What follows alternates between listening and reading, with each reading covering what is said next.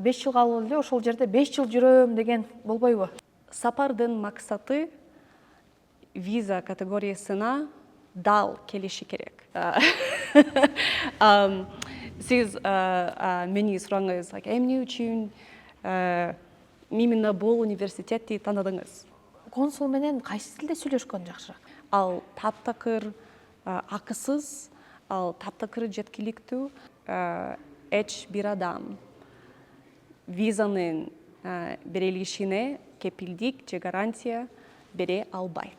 Баягы мыйзамсыз жол менен алып киребиз дегендер да көбөйүп кетти азырчы. Башка визага уруксат ала албайт. Демек, достор, мына Аня айым айтты. Достор, азыр социалдык тармактарга кирсеңиздер эле, АКШга визаны кепилдик менен алып беребиз, жада калса 100% кепилдик беребиз деген жарнамалар аябай көбөйүп кетти. Аны менен катар азыр АКШ элчилиги жакында эле Кыргызстандын жарандарына туристтик жана бизнес визаны 10 жылга беребиз деп жарыялагандан кийин дагы аябай көп ушундай ортомчу компаниялар өздөрүнүн ишин жардама кылып жатат. Ошондуктан биз негизи эле бул виза берүүдө, алууда кандай кепилдик бергендин өзү бул кандай деген суроону берүү үчүн конок чакырдык. Ал АКШнын Кыргызстандагы элчилигинин басма сөз катчысы Аня Ерохина. Аня, саламатсызбы? Саламатчылык, кандайсыз? Сиз менен көрүшүп жатканыбызга кубанычтабыз. Ал мен да кубанычтамын. Бүгүн биз сиз менен ошо адамдардын негизи эле кыргызстандыктарды аябай кызыктырган суроолорго жооп беребиз. Анда баштадыкпы? Баштайлы. Баштадык.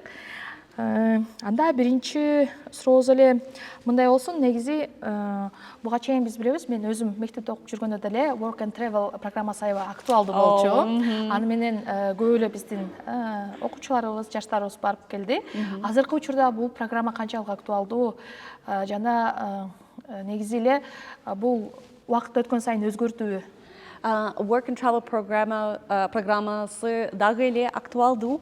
Анын мүнөтүн 1-июндан 31-августка чейин ал жаш студенттер маданиятын алмашуу жана иш тажрыйбасы алуу үчүн жакшы мүмкүнчүлүк. Анан албетте катышуучулар бир аз акча таба алышат.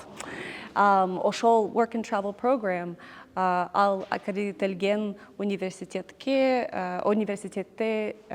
жана колледжде окуган жакшы англис тилин билген окуучулар, студенттер үчүн башка маалымат же толук маалымат Work and Travel программасы жөнүндө албетте АКШ элчилигинин вебсайтында, ал KG Check It, US Embassy Check It Gov. Студенттик виза алып кеткен студенттер окуу жайга тапшыргандар, колледжге тапшыргандар балки алар иштей алабы? Кыскача айтканда, ооба, бирок ал чектелген, анан кээ бир талаптар бар. Албетте. Жалпысынан студенттик виза бул F1 жана M1 визалары, ал студенттер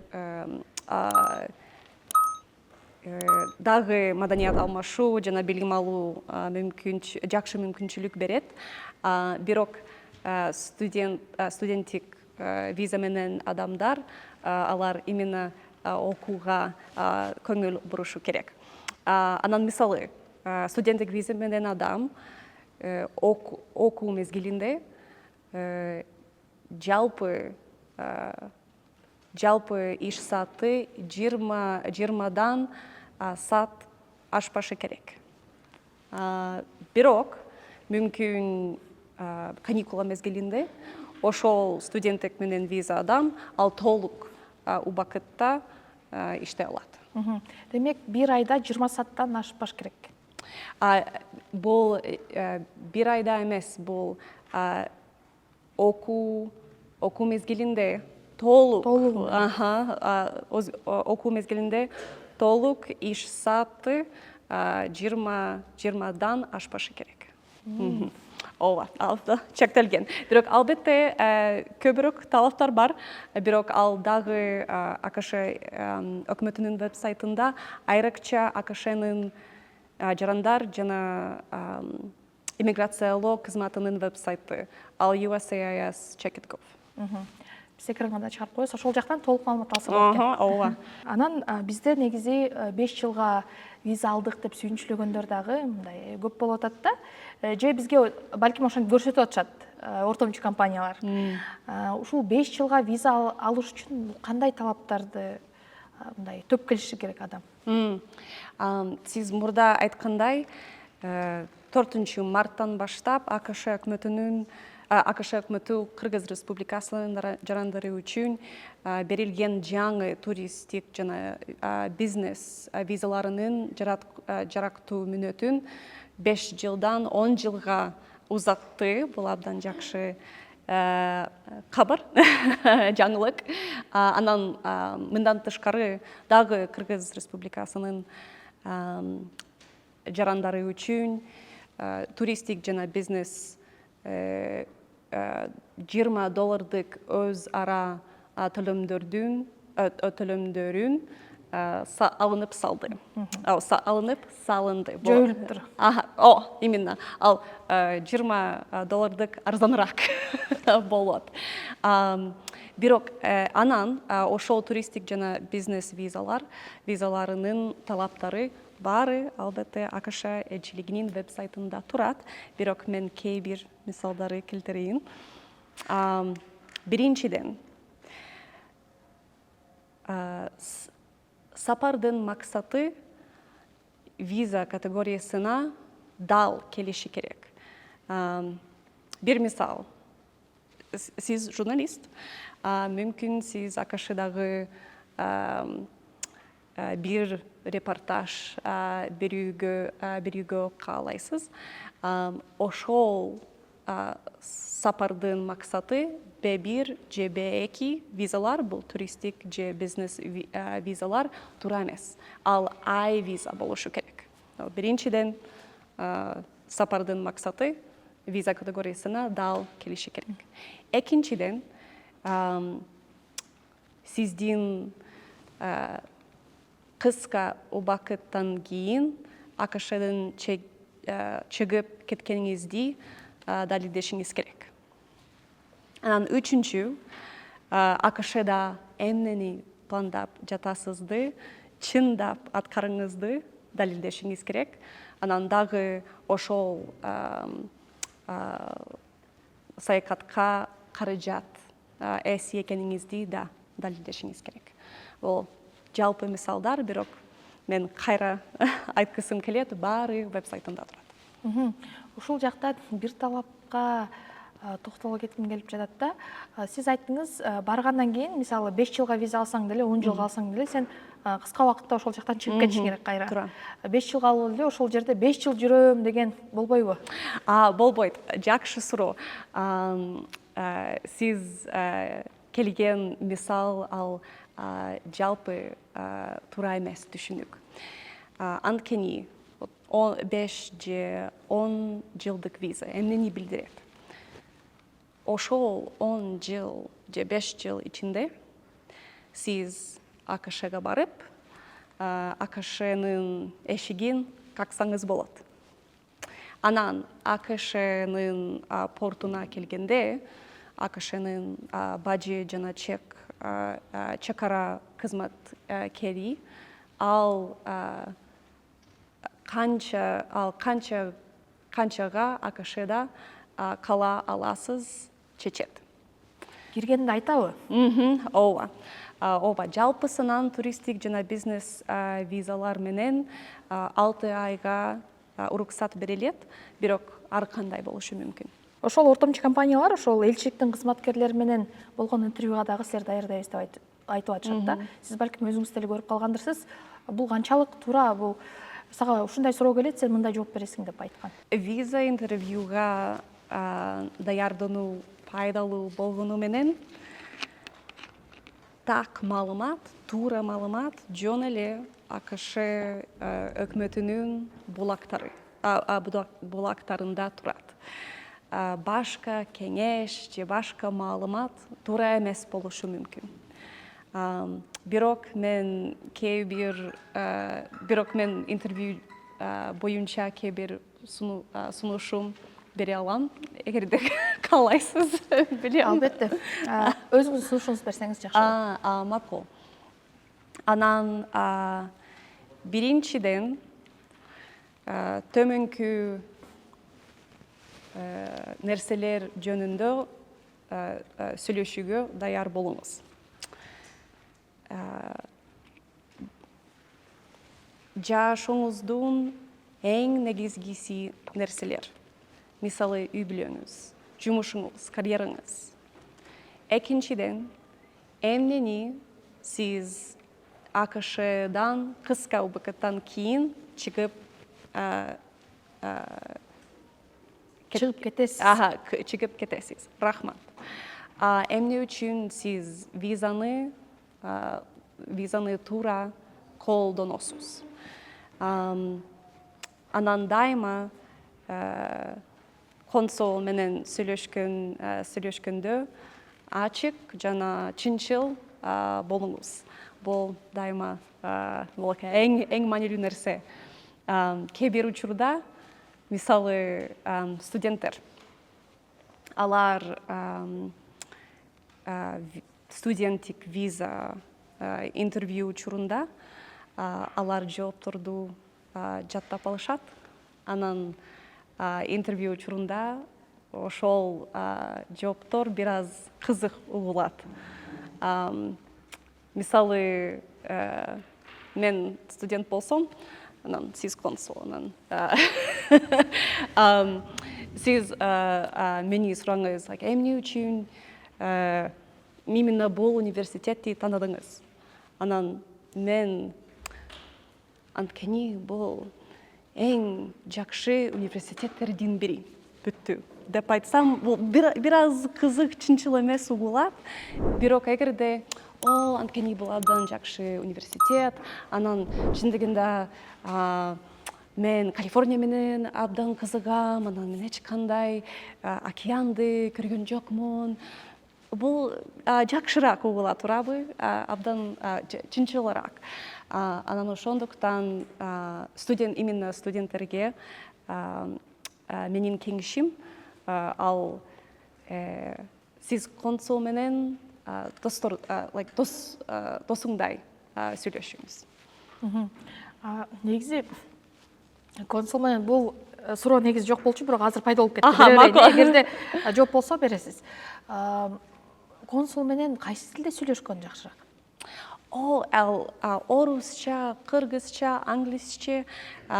Бизде консулдар алар орусча сүйлөшөт, бирок дайыма кыргызча котормосу бар. Котормочу. Кыргызча котормочу бар. Ошондуктан эчтеке эмес. Кыргызча, орусча, англисче. Эгерде сен оюңду орусча жеткиргенден кыйналсаң, кыргызча деле сүйлөсөң болот. Албетте. Анткени сиз айтып атпайсызбы, жанагындай чын жүрөктөн жооп бериш керек депчи. Балким кимдир бирөөнүн балким орусча татаалаак, анан же англисче билсе, англисче. Бирок эгерде орусча же англисче татаал, эчтеке эмес. Жөн эле сурашыңыз керек. Мүмкүн кыргызча котормочу барбы? Дайыма ооба бар, эчтеке эмес. Анан ошол интервью кыргыз тилинде болушу мүмкүн. Грин картка тапшырып уткандар андан кийин АКШга кетүү процесси дагы өзүнчө бир убакытты талап кылат. Анан анын өзүнүн бир талаптары барбы? Diversity visa. Өзүнүн талаптары бар. Ар бир визанын категориясы өзүнүн талаптары бар. Ошол эле грин картка дагы белгилүү талаптар коюлат, Баары АКШ өкмөтүнүн веб-сайтында турат. Анан diversity visa, green card visa арыз тапшыруу үчүн ал таптакыр акысыз, ал таптакыр жеткиликтүү. Анан АКШ элчилигинин баракчарында бир видео кандай diversity visa тапшырышы керек, маалымат бар, видео бар, кадамдан ар бир кадамга баары видеодо турат. Сиз буга чейинки маалыматыңызда дагы интервью бергенде айтат экенсиз да, ортомчу компаниялардын негизи кереги деле жок бул жака, баардыгы ошол биздин сайтта турат деп. Ооба, ортомчу компаниялар иштөөнүн кереги жок. Өзүңүздү жана акчаңызды коргоңуз.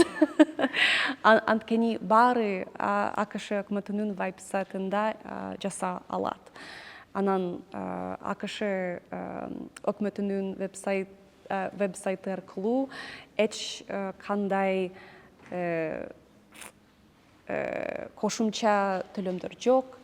Баары так жазылган, туура маалымат, ошол булактарда туура маалымат турат. Анан туристтик жана бизнес виза арызда АКШ элчилигинин веб-сайтында турат. Ал үчүн орусча котормусу бар.